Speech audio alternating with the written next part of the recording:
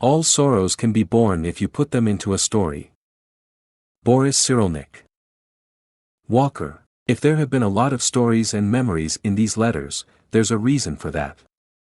We often think in stories. Of course, we think in many other ways as well. We think in terms of rules, definitions, associations, calculations, and proofs, to name a few. But the human mind is narrative and always has been.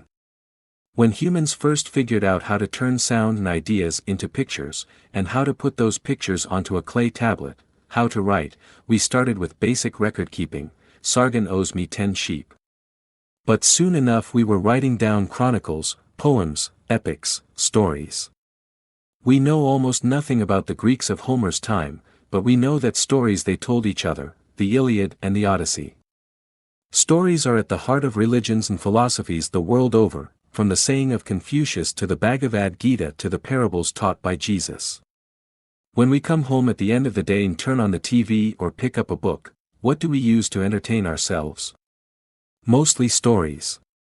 What all of this means, I think, is that stories play a larger role in our lives than we may recognize. Remember my college professor Alasdair MacIntyre? He wrote, "Man is in his actions and practice, as well as in his fictions, essentially a storytelling animal. We learn who we are and where we come from, what is right and what is wrong, from hearing and telling stories, something that begins in infancy and lasts as long as we're alive.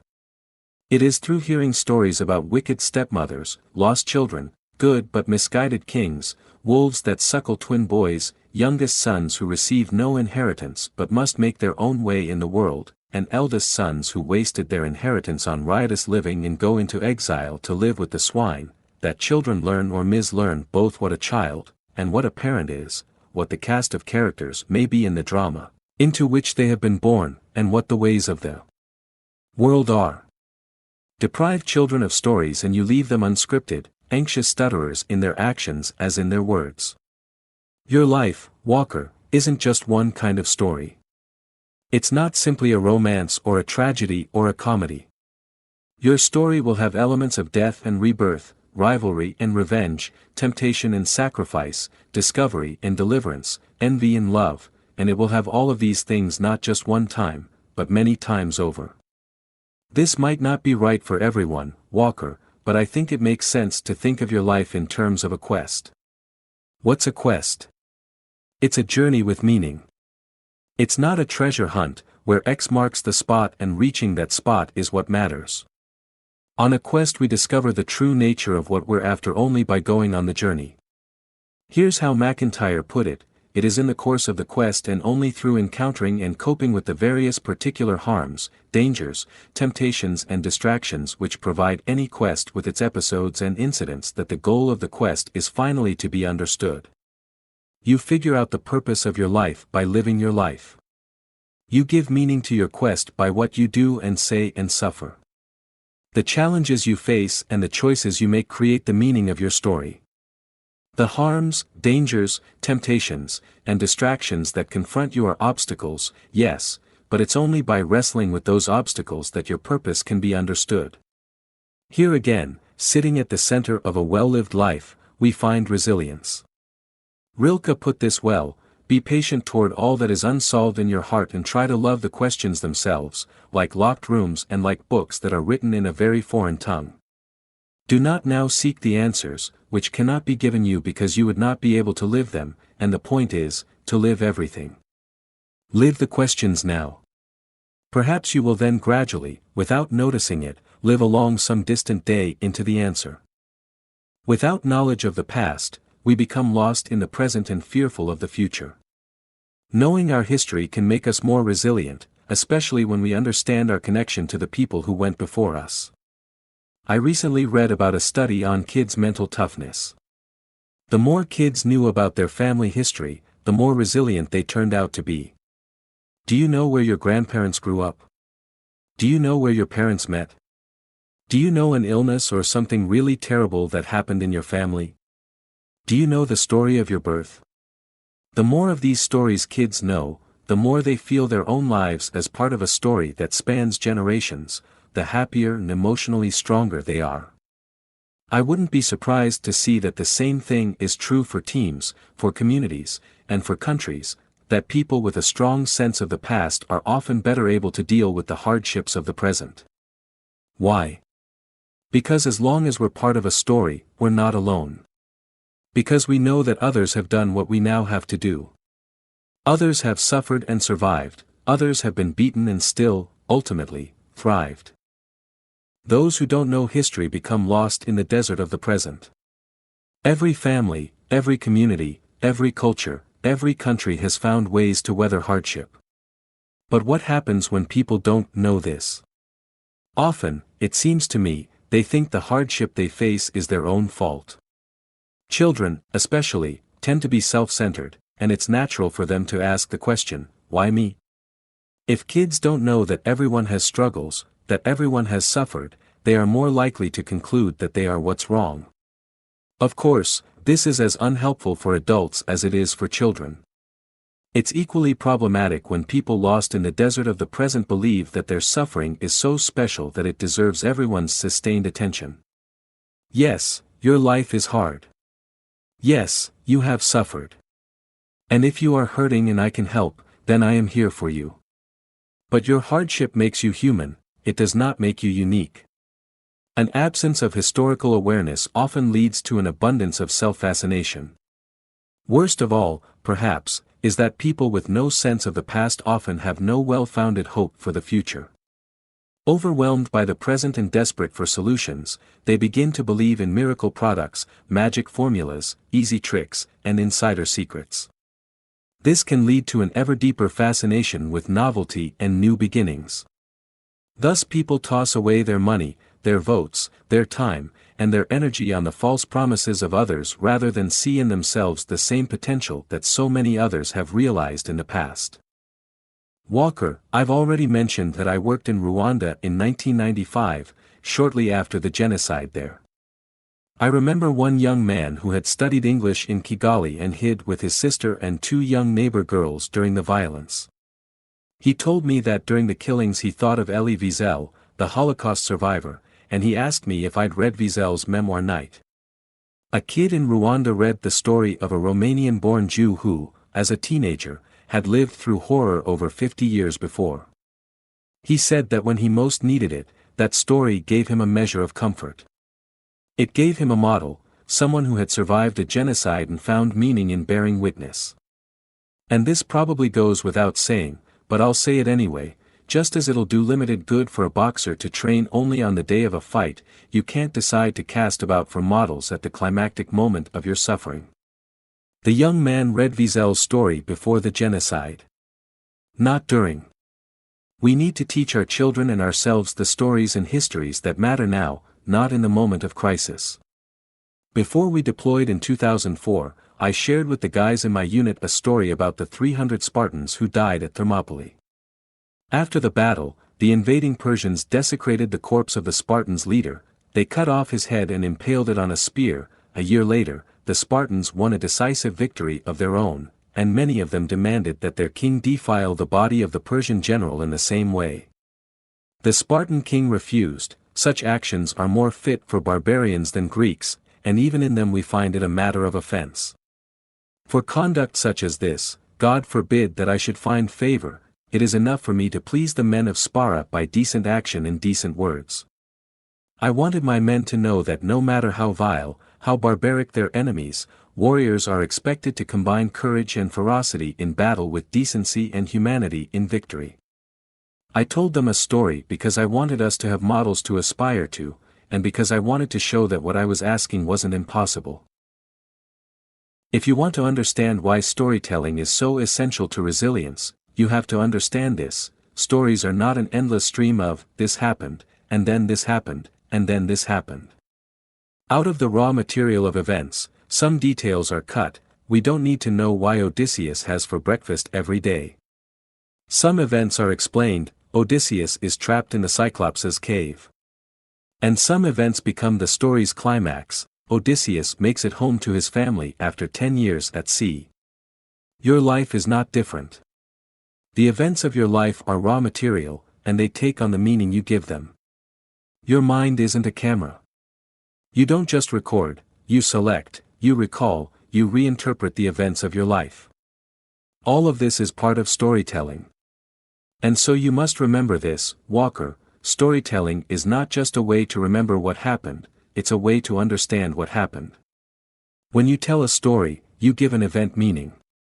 In storytelling we bring past, present, and future together in a way that helps us to make sense of events, and make sense of our lives.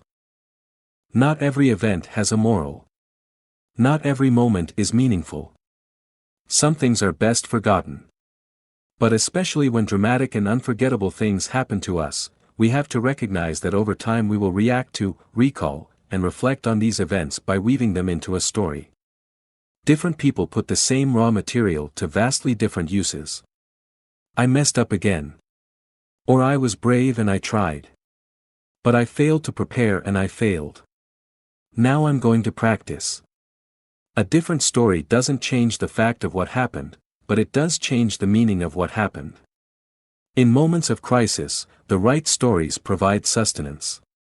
And that's true on the scale of your own life and on the scale of history. On June 18 of 1940, 2 weeks after the rescue of British troops from Dunkirk, the United Kingdom stood virtually alone against the triumphant Nazi regime. For days earlier, Hitler's troops had marched into Paris. Almost all of Western Europe, from Norway to France, was under their sway. Winston Churchill's words to the British people couldn't change what had happened. And they certainly didn't turn the tide of war on their own.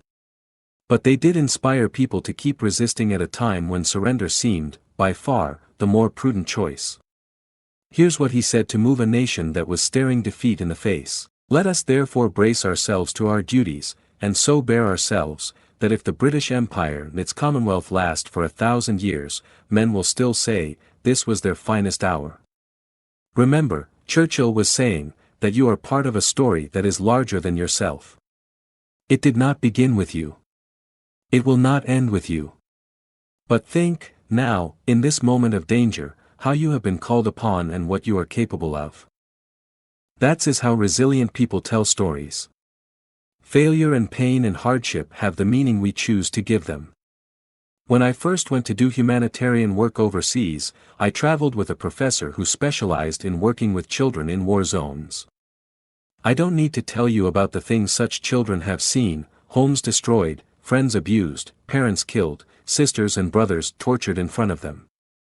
But the professor I worked with and others had found that 2 interventions were especially good at helping those children deal with trauma. Sometimes he'd ask them to draw about what they'd lived through. Later, some of the kids might put on a play about what they had endured. Now, nothing horrific in life ever heals quickly. I don't want to give you the impression that drawing a picture or putting on a play made things okay in some way. The simple point is that the act of drawing a picture and then explaining it, or designing a play and then acting it, helped kids begin to make sense of what had happened to them. My mom found that one of the best ways to help her preschoolers who were having a hard time coping with something was to read them stories about problems not that far removed from their own. There's a reason why shelves in the children's section of bookstores are lined with stories about dogs who are mad at their siblings, bears who don't want to share their toys, pigs who need to prepare, little kids looking to find what will fit them just right, and a reindeer named Rudolph, born with a funny nose. When children listen to these stories, they may learn how to make stories of their own that help them to create meaning in their young lives. You've already lived through a wealth of stories, Walker. You've known more triumph and tragedy, more fear and excitement, more love and loss in your life than a lot of people. And so I can almost hear you saying, all this about writing my story, living my story, beginning my story, this is advice for a kid, not a grown man. I'm reading this letter 20 years too late. But think of the first page of most of the stories that our culture treasures. What's on that first page? A lot of the time, the best stories don't start at the beginning, but at the point at which things become interesting. Achilles' story doesn't start when the Greek army sails to Troy for war. It starts after a 10-year siege when his decisions finally begin to bring the war to its end. Odysseus's story doesn't start when he leaves Troy for home. It starts when, after he has wandered for 10 years, his son comes of age and sets out to track him down. Hamlet's story doesn't start when his father dies. It starts when his father's ghost appears to announce that he was murdered. In Paradise Lost, Satan's story doesn't start when he declares war on God. It starts after the battle is lost, after his long fall from heaven, when he hits bottom and discovers that he's landed in hell. Centuries ago, in fact, writers recognized that the best stories often start in medias res, in the middle of things. They realized that time in stories doesn't run like time on clocks. In a story, the real beginning comes when things start to matter in a different way. So you're in the middle of things. Who's to say the real story, the story that will have mattered all along, doesn't start right now? Maybe your story starts today. As with everything in these letters, Walker, there's no free lunch here. It's worth pausing to point out that telling yourself a story doesn't change what happened, and it won't change what you do or who you become, unless you are also willing to make hard choices. Telling stories can devolve into delusion and fantasy just as often as it helps you to dig deep and push through. In the letter on Mastering Pain, we made clear that self-talk does not work alone. It works only when it is accompanied by resilient practice. Likewise, it's not enough to tell yourself a better story. You have to live your better story. It's not enough to make meaning out of what has already happened. In light of that meaning, you have to live the next moment, the next chapter, the next scene. Walker, you can be the town drunk if you choose. You'd upset your family and you'd hurt your kids, but truth be told, a lot of other people wouldn't mind so much. You'd make it easy for them to understand you. Nice local kid, became a Navy SEAL, went to war, came back a hero, had a stress disorder, started drinking, ended up a disappointment. That's a simple story, easy to understand. The real Walker is a hell of a lot more complicated and a hell of a lot more capable. You're going to live a real life. It's not going to be perfect, it won't always be pretty. But you can decide what the themes of your story are going to be. There's the theme of hard work, a story about a kid who started working about the same time he learned how to spell, who went from logging to the SEAL teams to owning his own business. There's your wrestle with alcoholism, how it pinned you down once or twice, but you never stopped fighting and found a way to win. There's the theme of fighting, a story about a warrior who learned the discipline to serve justice, not vengeance, serve his country, not himself. There's the story about all the times you've been called on to teach others, as a SEAL instructor, a coach, a father. There are the themes you've chosen for yourself. You are the author of your own story. What are you going to write today?